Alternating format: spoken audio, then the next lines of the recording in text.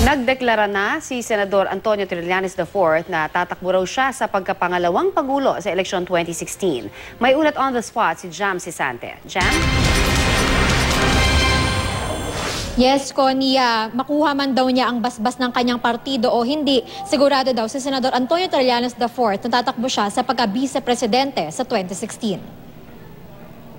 To decide kung ano 100% sure na daw si Senador Antonio Trillanes IV na tatakbo sa pagka-vice-presidente sa 2016.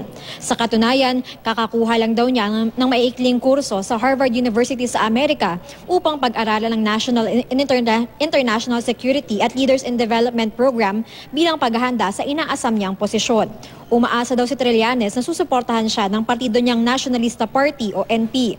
Pero kahit hindi raw siya ang gawing opisyal na kandidato ng partido sa vice presidential race, ay tatakbo pa rin daw siya sa 2016. Sa ngayon, kinukonsidera daw ng NP ang pagpapatakbo ng presidential at vice presidential candidate mula sa sariling partido o ang pagsuporta naman sa ibang posibleng presidential candidates tulad nila Senador Grace Poe, DILG Secretary Mar Rojas at Davao City Mayor Rodrigo Duterte.